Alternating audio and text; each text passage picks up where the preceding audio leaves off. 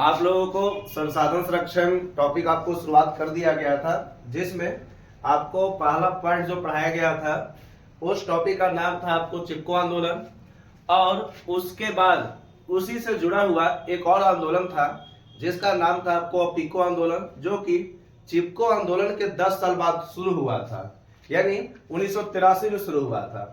तो अपिको आंदोलन के बाद आज संसाधन संरक्षण में एक और आपको टॉपिक पढ़ना है, और वो टॉपिक जो है जिसका नाम है आपको नर्मदा बचाओ अभियान या नर्मदा बचाओ आंदोलन।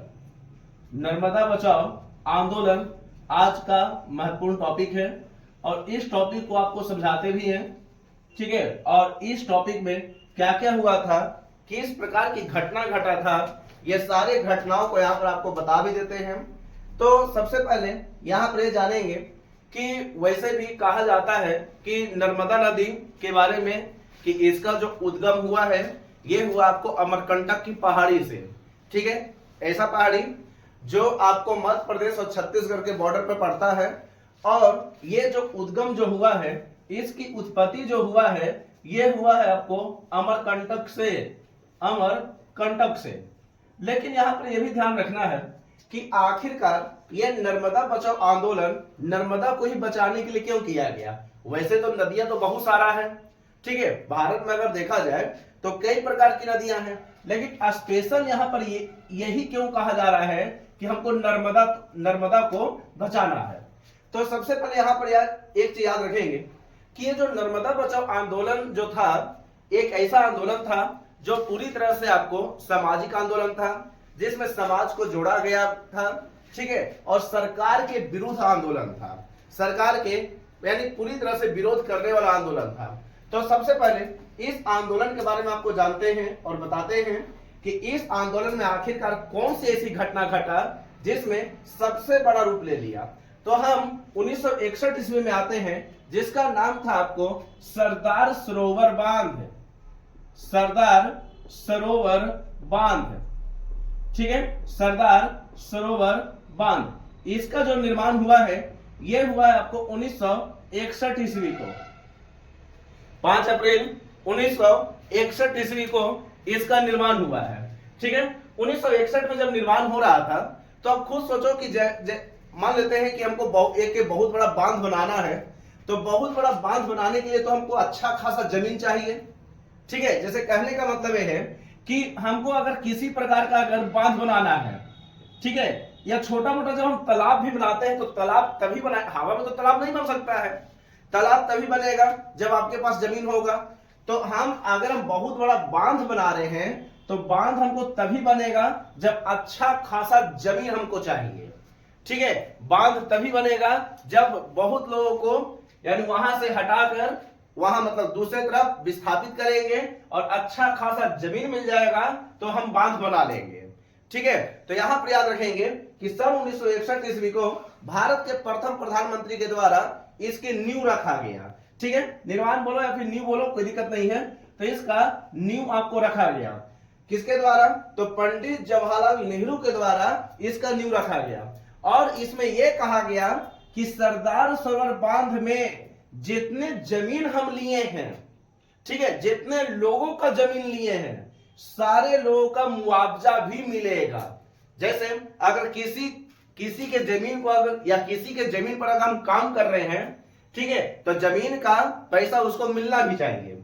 तो उसी प्रकार से याद रखेंगे कि भारत में एक बांध था जिसका नाम था आपको सरदार सरोवर बांध, इसकी नींव 1961 में रखा गया, ठीक है, पंडित जवाहरलाल नेहरू के द्वारा। और ये एक चीज और याद रखेंगे कि यही सरदार सरोवर बांध है जो आपको नर्मदा नदी पर स्थित है, ठीक है, नर्मदा नदी पर स्थित है, जो कि आपको ये जो वर्तमान में जो है ये आपको गुजरात में स्थित है, ठीक है। गुजरात में एक जिला है जिसका नाम है आपको नर्मदा जिला, ठीक है। नर्मदा नदी भी है और गुजरात का एक जिला है जिसका नाम है आपको नर्मदा जिला, ठीक है। ये चीज समझेंगे। देखिए अब यहां पर यह हुआ कि सरदार सरोवर बांध के बारे में तो कह दिया गया कि हम इस बांध को बनाएंगे, हमें एक अच्छा खासा जमीन चाहिए, सरकार का ऑर्डर मिल गया, ठीक है। पंडित जवाहरलाल नेहरू का ऑर्डर वहां पर उस समय मिल गया। अब यह हुआ कि जैसे जैसे बांध बनाया जा रहा था, ठीक है, जैसे जैसे इसकी योजना को सफल बनाया जा रहा था, लोगों से अच्छा खासा डिमांड किया गया जमीन के बारे में। ठीक है, कि हमको एक बहुत बड़ा जमीन चाहिए, क्योंकि जमीन रहेगा तभी हम बांध बना सकते हैं। ध्यान रखेंगे, पंडित जवाहरलाल नेहरू वही पंडित जवाहरलाल नेहरू हैं जिसने पूरी तरह से आधुनिक भारत का मंदिर बांधों को कहे थे। ठीक है, जितने भी आधुनिक यानी बांध है, ठीक है, जितने भी आपको बहुउद्देशीय परियोजना है, याद रखेंगे, जितने भी बहुउद्देशीय परियोजना है, इस परियोजना को उसने आधुनिक भारत का मंदिर कहे थे। ठीक है, आधुनिक भारत का मंदिर ये कौन कहे थे? तो याद रखेंगे, ये कथन जो है ये कहे है आपको नेहरू के द्वारा, जे.एल. नेहरू के द्वारा। ठीक है, जवाहरलाल नेहरू ने ही कहा था कि देश के बांधों को आधुनिक भारत का मंदिर। ठीक है, बांध जो होता है ये किसी भी देश के लिए काफी ज्यादा महत्वपूर्ण होता है। ठीक है, कई प्रकार से इससे फायदा भी है, सिंचाई भी कर सकते हैं। ठीक है, किसी प्रकार भविष्य के लिए पूंजी भी है, बहुत सारे फायदा होते हैं बांध बनाने में। ठीक है, ये चीज ध्यान रखना। तो यहीं पर याद रखेंगे कि सरदार सरोवर जो बांध था, ये बांध आपको नर्मदा नदी पर बन रहा था। ठीक है, और ये जो बांध है ये गुजरात के नर्मदा जिला में स्थित है, गुजरात के नर्मदा जिला में स्थित है। तो इसी बांध के विरोध में, कि मतलब ये नहीं बनना चाहिए। ठीक है, इसी बांध के विरोध में लोगों ने क्या किया? तो आंदोलन छेड़ दिया, अभियान कर दिया। ठीक है, कि सरदार सरोवर बांध नहीं बनना चाहिए। अब इसके पीछे का रीजन समझेंगे कि आखिरकार सरदार सरोवर बांध क्यों नहीं बनना चाहिए, यह भी जानने का प्रयास करते। देखें, अभी हम तुरंत बताए थे कि इसे बनाने के लिए एक अच्छा खासा जमीन चाहिए। जमीन लोगों से लिया गया। ठीक है, आराम से समझेंगे। देखें, ग्रामीणों के द्वारा जमीन दे दिया गया, ग्रामीणों के द्वारा जमीन दिया गया। ठीक है, ये समझे, जमीन मिल गया, जमीन मिला। अब जब जमीन मिला तो यहां पर यह भी कहा गया ना, सबको बोला भी गया कि जो जो व्यक्ति जमीन दे रहा है सबको मुआवजा मिलेगा। ठीक है, जितने भी लोग जमीन दे रहा है, जितने व्यक्ति जमीन दे रहा है, सबको मुआवजा मिलेगा। लेकिन शुरुआत में कहा गया, लेकिन जैसे जैसे समय बीता, ठीक है, जैसे जैसे समय बीता वैसे वैसे लोगों का दिमाग से हटते गया और फिर अनदेखा भी कर दिया गया। ठीक है, जैसा होता है ना कि शुरुआत में लहर कुछ और होता है, लेकिन जैसे जैसे समय बीतता है लहर कुछ कम भी हो जाती है। ठीक है, ये चीज ध्यान रखना। समय सबका आता है, बशर्ते समय पर आपको पूरी तरह से फोकस भी करना होगा।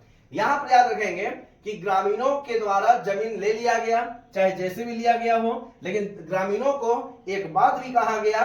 ठीक है, ग्रामीणों को एक बात भी कहा गया कि जितने भी लोग हैं, यानी जो जो जमीन दे रहे हैं, सबको मुआवजा मिलेगा, सबको रुपया मिलेगा।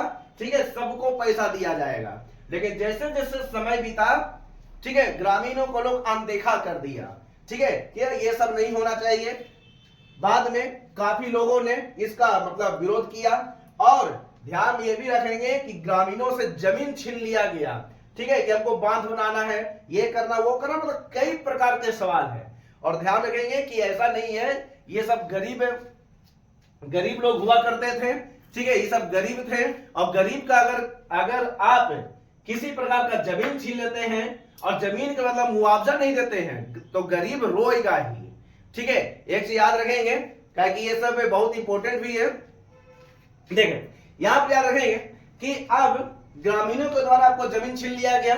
ठीक है, ग्रामीणों के द्वारा जमीन मिला और इसके द्वारा आपको छीन लिया गया, यानी ग्रामीणों द्वारा जमीन इसको दिया गया। अब यहां पर याद रखेंगे कि जैसे जैसे समय बीता, ग्रामीणों ने एक व्यक्ति को बुलाया जिसका नाम था आपको मेघा पाटेकर। उसमें था आपको सुंदरलाल बहुगुणा चिपको आंदोलन में, और पिक्को आंदोलन में था आपको पांडुरंग हेगड़े। ठीक है, जबकि इसमें याद रखेंगे इसी ग्रामीणों के द्वारा एक व्यक्ति को बुलाया गया, यानी एक नेता चूज किया गया, नेता चुना, जिसका नाम था आपको मेघा पाटेकर। मेघा पाटेकर, ठीक है, याद रखेंगे मेघा पाटेकर। ध्यान रखेंगे कि उस समय, ठीक है, उस समय ग्रामीणों के पास कई प्रकार की समस्या था, इसे बढ़िया से मुआवजा तक नहीं मिल पा रहा था। ठीक है। इसे कई प्रकार की समस्या उत्पन्न हो रहा था, रात दिन इसी के बारे में सोच रहे थे कि हम जो जमीन दिए हैं इस जमीन की पूर्ति हमें होगा कि नहीं होगा, ठीक है, सरकार हम लोगों की बात सुनेगा कि नहीं सुनेगा, इसलिए हमेशा ये परेशान में रहते थे, ठीक है, हमेशा ये परेशान रहते थे। और ध्यान रखेंगे कि परेशानी एक न एक दिन इंसान को भी खा जाता है, ठीक है, चाहे परेशानी जैसा भी क्यों ना हो। तो यहां पर ग्रामीणों के द्वारा एक व्यक्ति को बुलाया गया जिसका नाम था आपको मेघा पाटेकर। इसने अपनी पढ़ाई को छोड़ते हुए, ठीक है, एक अच्छा खासा भी थे, पढ़ाई में बहुत अव्वल भी थे, अपनी पढ़ाई को छोड़े, ठीक है, वो अपनी नौकरी को भी छोड़ते हुए बोले कि हम इस आंदोलन का हिस्सा बनेंगे, नर्मदा बचाओ आंदोलन का हिस्सा बनेंगे, ठीक है। ये चीज याद रखेंगे। ध्यान रखना कि सब कुछ झूठा हो सकता है लेकिन अकेले में बहाया गया आंसू कभी भी झूठा नहीं हो सकता।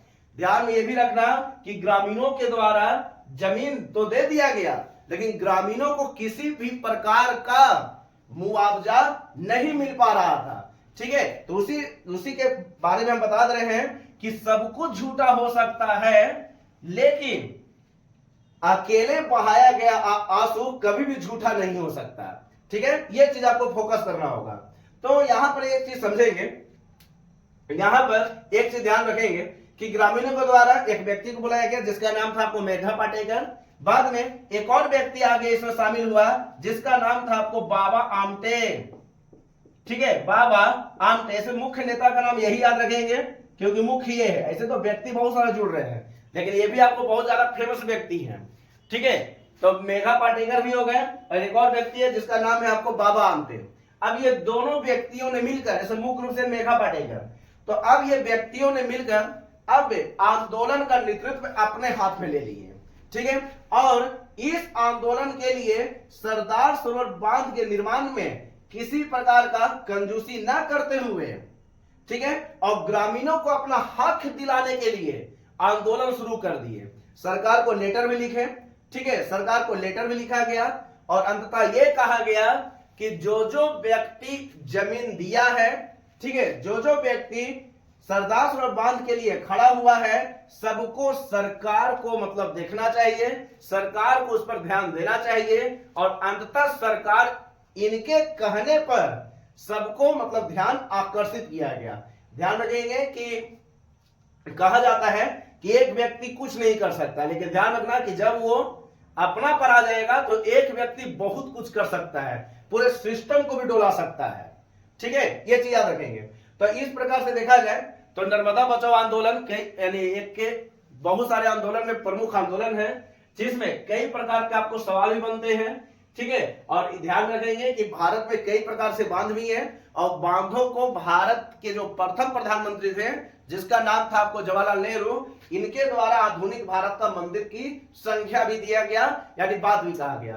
तो इस प्रकार से देखेंगे तो नर्मदा बचाओ आंदोलन एक अच्छा खासा टॉपिक है और ये सवाल भी आपको बनता है, ठीक है। ऐसे याद रखेंगे कि अमरकंटक की पहाड़ी से ये आपको नर्मदा नदी आपको निकलती है, ठीक है। इसके बाद अब जो नेक्स्ट डे होगा उसका नाम है आपको वर्षा जल संचय।